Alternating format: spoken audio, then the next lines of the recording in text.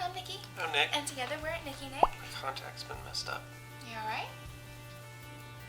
Yep. The hell? No. Oh. I'm sorry. Right, ready? Today we're going to be reacting to Jaiden Animations, Why I Don't Have a Face Reveal.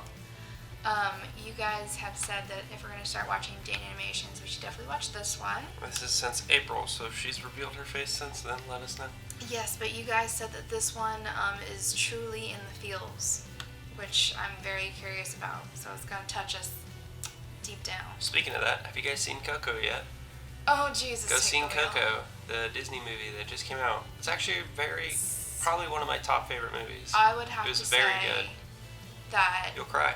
Yes, this is my favorite movie Disney's put out in a long very long time. We were both crying at the end. He wouldn't admit to it, but he was crying, and I was too.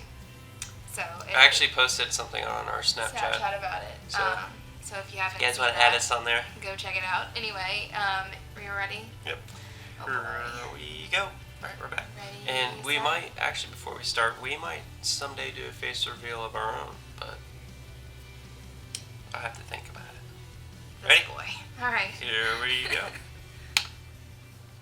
This video has been in the back of my head for longer than it should have been, and I think it's about time I talk about it and explain why things are the way they are. If you're here just to see what I look like, just hold on a bit longer. I have really important things to explain. Briefly, the first few reasons I don't show myself are because I don't want people to have an opinion of my content and who I am based on what I look like. We live in a society that almost revolves around appearance. People can become famous just for their looks. People use appearance as an excuse not to like someone. I'm fine if you don't like me or what I do, but if your only reason would be because you don't like what I look like, then what kind of argument is that? I'm very shy and prefer to keep to myself. I still want to have privacy, but there's a main reason, and I haven't told this story to anyone. Thing is, I don't tell people my problems because I feel like I can handle them on my own, and I don't want to drag people into my messes. I don't want to hurt anyone, and if you knowing I'm hurt hurts you, then I don't want to tell you when I'm hurting, if that makes any sense at all. But here we go, right? It's not a secret. I don't think very highly of myself. I joke about it a lot, and I'm pretty open about it. When I was young, I actually had a lot of confidence. People gave me compliments and said nice things, and I believed them and was proud of myself. But as I got older, I began having doubts. I started thinking that people were lying to me, or they said things and didn't really mean it. Words can't affect you when you don't let them. People say that all the time. But it's easy to forget. It goes the same way with positive words as negative. That led me to telling myself I wasn't good enough and I had to do better. My standards slowly started getting higher and higher without me realizing how bad it was getting. By the end of high school, I felt like I wasn't good enough for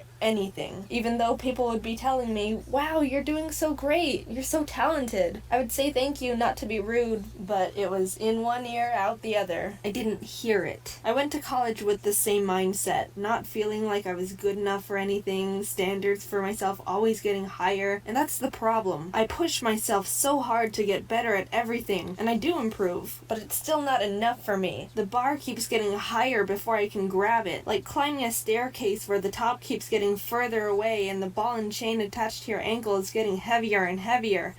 But you keep trying. Eventually this branched out to more than just what I was doing. It started seeping into my self-image, which wasn't high in the first place either. It wasn't only telling me what I was doing wasn't enough, it started telling me I wasn't enough. And that's when I started wanting to fix it. I started eating less, trying to be happier with myself. I'm naturally very thin, and I've never had issues with weight before, but it was like a switch in my brain that all of a sudden that wasn't good enough either. It became all I could think about. My whole day revolved around what I ate, what it was, when I ate, how many calories, every detail. I wanted complete control. I remember a specific day, all I let myself have was half an apple and 10 Cheerios, and I felt happy about it. Look how in control I am. But I wasn't. I was in this downward spiral. I built up fears and rules, and my head got foggier and foggier every day. Lack of nourishment prevented me from being able to think clearly, and I was making irrational decisions. emotions. I was telling myself this was what I had to do to be happy. Of course, it was extremely painful starving myself. Eventually, I decided I would go the entire day eating as close to nothing as possible, then eating a bunch at the end to stop the pain, followed by erasing it. This whole awful cycle went on for several months. I don't even remember anything else I was doing in my life. It all just became a blur. The only thing I can truly remember looking back now was just being so tired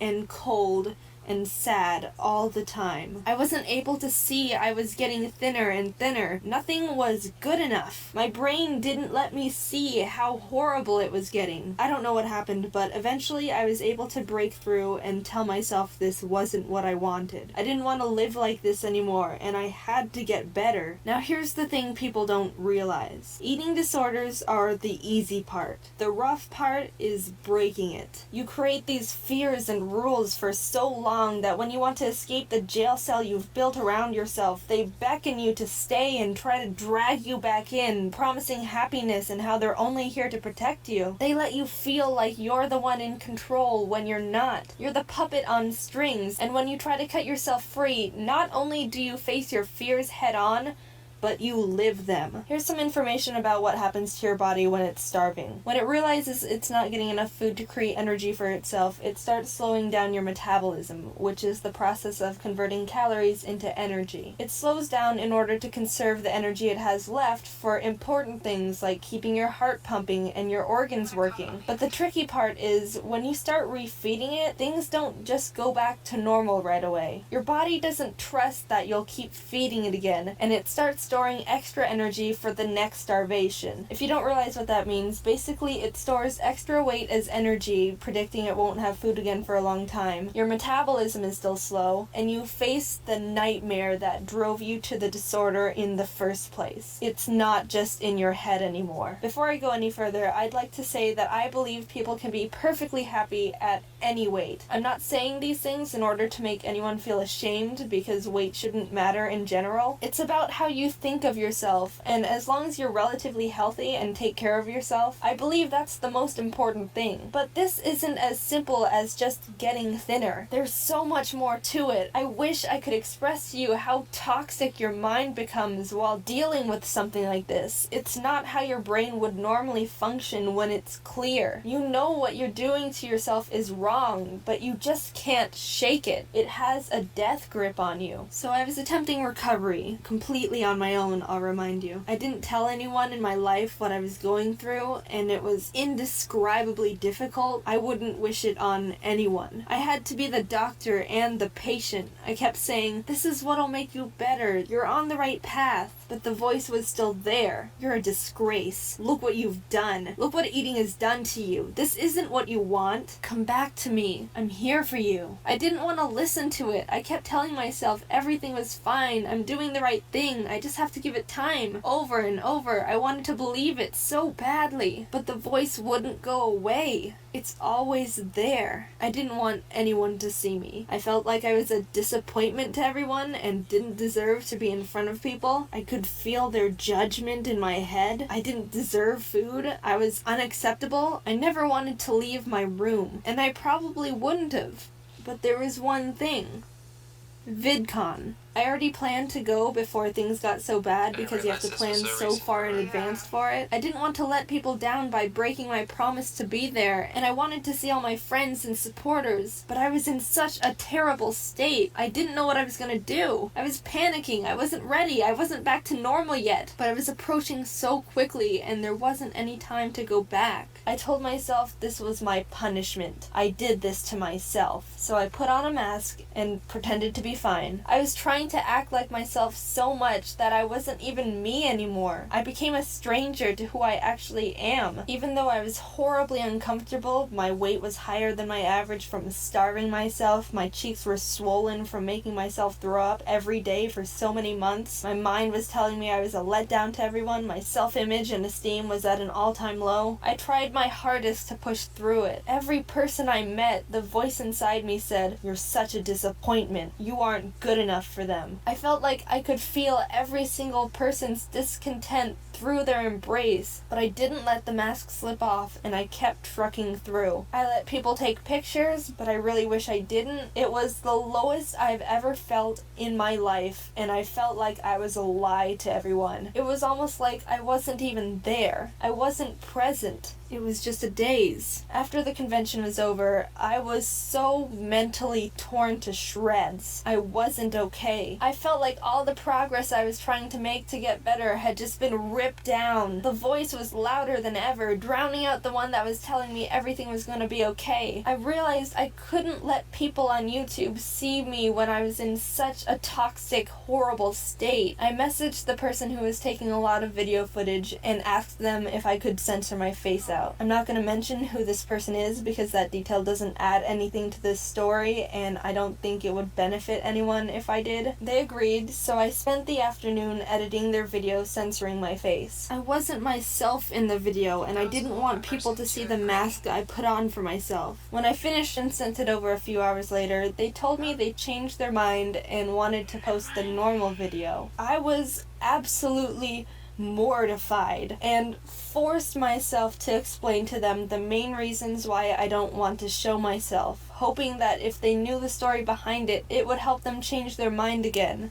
But it didn't. I've had disagreements with this person in the past, and from what I understand, this person is very adamant when they have their mind on something. So if me having edited the video for them and explaining the story behind it wasn't enough, I came to the conclusion I couldn't do anything else to change their mind and let them post it. I thought I had experienced the worst already, but this destroyed me. A nightmare where hundreds of thousands of people are wanting to see you, and then when they finally do, it's at the lowest, darkest point of your life, and they don't even know it. When you don't show yourself, people develop expectations. I don't know what those expectations are, and I feel like sometimes they don't even know what they are. But I believed with all my heart I disappointed every single one. It's not just the fact I wasn't where I wanted to be appearance-wise. So many people saw me for the first time when I was at such an awful point mentally, and I fell so much deeper into darkness I'd ever been. I felt like I was drowning in my own emotions. Every time I tried to get back to the surface to breathe, another wave would crash down on me and pull me right back under again. I started having even darker thoughts, and I knew I should have been scared of them.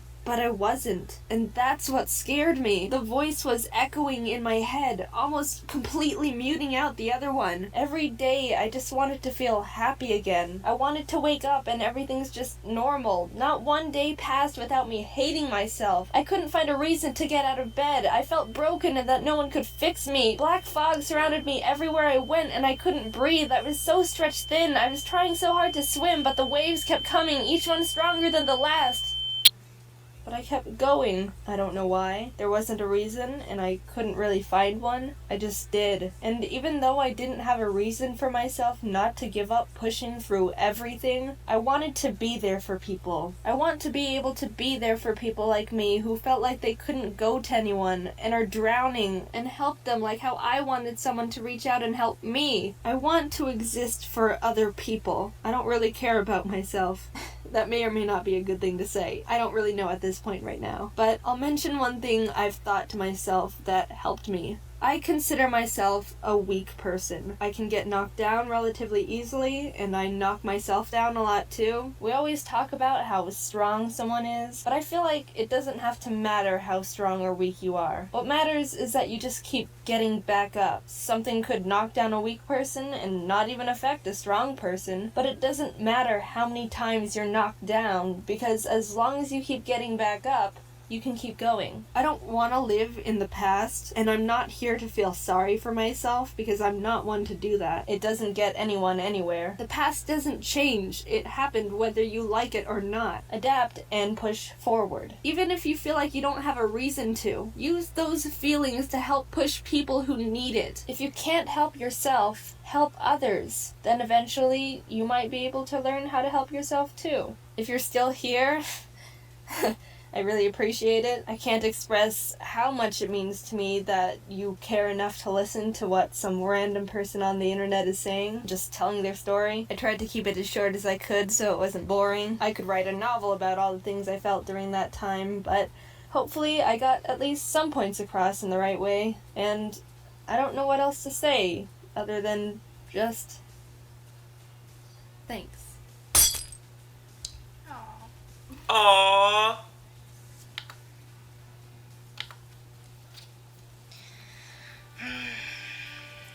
Well, That was hard. that was hard to get through. That was very personal But for me as good well. that she shared, and yes, personal for you, because I was going to mention you a few do. points. Yeah. Yeah, I mean, I think it touches everyone who hasn't felt like, you know, that they can compete with everyone else and are good enough. But I think she's completely right about if you don't know how to help yourself, help others, because I feel like, you know, that can help you in the long run. But the point I wanted to make that I wanted to comment the most on was her eating disorder, and how I completely understand that, because when people, I think a lot of people have a misconception about anorexia and bulimia, and they think, well, like, why can't they just stop? Well, it's literally like you're taking a drug. I think I've mentioned this in the video before. If you guys haven't seen it, definitely go check out the movie on Netflix. It's called To the Bone. I think it does a really good job of explaining the disorder, and it gets really deep and personal, and I cried a lot. But I don't think people understand that when you don't eat or when you purge, if you don't have anything that you can control in life, that's one thing that you can, and it's very personal, and you don't see what you're doing to your body when you do this, but there's a part in your brain where it's just like, I'm in control of something finally. So it's very hard thing to get through, and I think it's wonderful that she shared her story, because I think it's going to touch a lot of people, whoever has seen it, and there's been a lot since I saw those millions of views. So I think, you know, definitely kudos to her for sharing her story. Yeah, that was actually a great thing to share, because that probably did actually end up helping a lot of other people as well. Yeah, and I can guarantee that it did. I mean, I think a lot of people turn to social media or a different outlet in order to express themselves so they don't feel comfortable, you know, in real life. So, I mean, I think it's cool to see someone, for me, as successful as she is, sharing a story of how not proud she feels of herself, because I feel like all of us look at her and we're just like, for me, no matter what she looks, she's talented. I mean, what she does is just like mind-blowing, and obviously a lot of people like her. She's got, you know, millions of views, millions of subscribers, and a whole bunch of videos. I don't know. I just think it's very honorable for her to post that video. And then to show her picture on the end was kind That was of really like cool. breaking it. Like, I'm done with hiding and not being proud of myself. So I think that's cool, and I appreciate her posting that. I don't know. And then she's right about that weight being on your foot and never be able to get to that goal that you keep reaching, because I feel like you do that same thing. I knew you were going to say that. Yeah, you make a goal, and then right when you reach it, you make a higher goal, and then you make yourself feel bad that you haven't gotten to that higher goal yet. It's just like, be proud. Yeah, be proud of yourself for getting there. Be proud of yourself for being here today. I say that every day. It's like, I really want to talk about that topic, but that actually does hit me pretty hard. Yeah. So it's kind of hard for me to form words onto that. Yeah. But it's true. But I do want to kind of form a discussion That would be videos for this Maybe kind of stuff. Yeah, maybe that'll be one thing that we should consider to do live. For all of, we could do that I live. don't know. We'll think about it. We'll It'd see how be we can do it. different room, different setup. Yes. But probably it'd be an easier place and outlet for other people, like in the comments and yeah, stuff. for all of you guys to share your stories and what you guys have gone through, that'd be pretty cool, I think. But anyway, if you guys have any more, but now that we're just like shook from that video. Yeah, that was the first video too. So. Yeah, the first video we reacted to today, and that was like, okay. But anyway, if you guys have any more videos that you guys want us to watch, please leave it in the comments below. And if you guys want to see more of us, make sure to check out the description box below. Go to Snapchat, Instagram, and make sure to subscribe. And as always, we love you guys. Thank you for watching. Bye.